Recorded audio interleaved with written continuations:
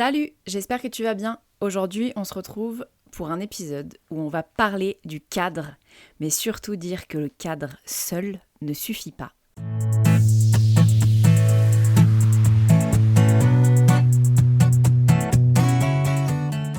Salut, bienvenue dans À Cheval, le podcast de l'équitation collaborative. Je suis Morgane, je suis coach en équitation et j'accompagne mes élèves, peu importe leur discipline ou leur niveau équestre, vers plus de collaboration dans leurs échanges avec leur cheval.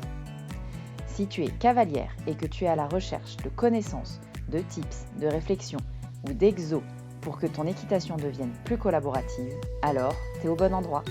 Dans ce podcast, je te partage seule ou avec mes invités tout pour t'inspirer et que tu puisses développer l'équitation dont tu rêves avec ton cheval. T'es prête ? Allez hop, à cheval ! Je fais cet épisode aujourd'hui parce que c'est important pour moi de vous donner l'étape qui vient après le cadre. On a plusieurs fois sur ce podcast eu des épisodes où je vous ai parlé du cadre et de l'importance de poser un cadre clair et des limites claires à votre cheval. C'est le cas de l'épisode 83, un épisode Parole de propriétaire, où on discute avec Julie de son expérience avec son cheval Monaco. On en parle aussi dans l'épisode 70, cadre sécurisant ou limitant. Et dans l'épisode 12, ça remonte, l'épisode 12, donner un cadre de référence à son cheval. C'est pendant ces 3 épisodes où je me suis étendue le plus sur ce sujet de cadre de référence et de pourquoi c'était important de proposer un cadre clair à notre cheval. Aujourd'hui, j'ai envie d'aller un cran plus loin. J'ai envie de vous parler de l'étape d'après. L'étape d'après qui peut être concomitante, mais qui a besoin même d'être concomitante. Mais en tout cas, quelque chose qu'il est important d'exprimer maintenant, à mon avis. C'est que le cadre seul ne suffit pas. Enfin, en tout cas, si on met notre focus seulement sur la limite et sur dire non, ça ne va pas nous aider à développer une relation de collaboration avec notre cheval. Le plus important, vous m'avez sûrement entendu le dire dans d'autres épisodes de podcast aussi, c'est pas de dire non, mais de dire oui, d'après moi en tout cas, à notre cheval. Le plus important, c'est de proposer des situations qui nous permettent de mettre notre cheval dans des situations de réussite. Et c'est de ça dont j'ai envie de vous parler aujourd'hui. C'est mettre un cadre clair en disant « je veux que ta place soit ici ». C'est différent de mettre un cadre très limitant qui dit non, non, non, non, non et qui ne donne aucune info, aucun feedback positif, aucun « oui, c'est ça ». Et ça, c'est hyper important et c'est vraiment le sens de ce que j'ai envie de vous partager aujourd'hui. Le truc hyper important quand on a décidé de notre cadre, qu'on a décidé que notre cheval, il marchait à peu près à cette distance de nous, qu'on le veut pas trop devant, pas trop derrière, quand on marche à côté par exemple, que quand on marche, on veut qu'il fasse attention de là où on est, on veut qu'il fasse attention même quand il est en stress, et on veut faire attention à ce que ce soit nous qui déplacions le cheval et pas le cheval qui nous déplace. Surtout quand on a envie d'aller en extérieur en balade en main par exemple, ou d'aller monter à cheval même et aller en concours et sortir du champ de notre cheval en fait, simplement. Il y a un truc hyper important, c'est de lui dire oui. De lui dire ça c'est effectivement la place que j'attends que tu prennes. Et pour faire ça, c'est facile et à la fois, il y a un détail qui est hyper important et c'est ce que je veux vous partager aujourd'hui. Le oui. Quand on dit oui à notre cheval, il ne suffit pas de céder la pression. Il ne suffit pas d'arrêter de demander. Alors c'est la première étape. Quand notre cheval se met à la bonne place, le plus important, c'est d'abord d'arrêter de notre demande.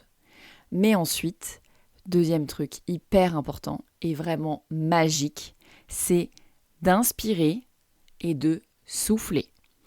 J'ai l'habitude de dire inspirer, moi j'inspire avec le nez, et de souffler avec la bouche ouverte, un peu comme si tu faisais de la buée sur une fenêtre.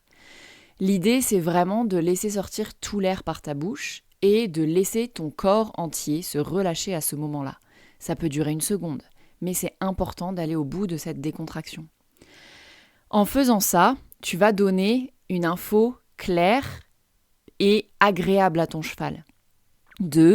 Quand tu es à cette place-là, par exemple, si je reprends mon exemple que je prends depuis le début de je marche à côté de mon cheval, quand tu es à cette place-là, on se relâche, je me relâche, mais respirer toi intensément et souffler surtout intensément, ça va apaiser ton corps et donner une info apaisante à ton cheval.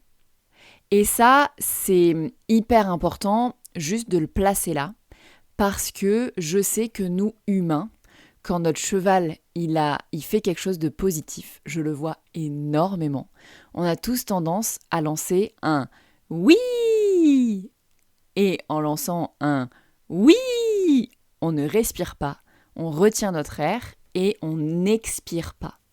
Alors que si on fait attention à lâcher un oui, à ce moment-là, on va relâcher nos poumons et souffler en même temps qu'on dit oui à notre cheval.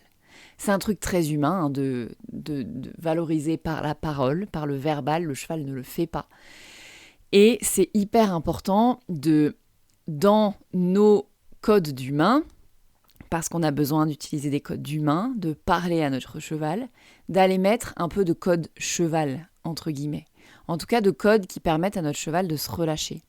Donc, le sens de ce que j'ai envie de t'amener ici, c'est juste de te dire, si tu dois garder une seule chose de cet épisode de podcast, c'est quand ton cheval te donne ce que tu lui as demandé, ou ce que tu attends, ou qu'il fait l'effort d'aller vers ce que tu attends, parce que parfois c'est pas aussi instantané.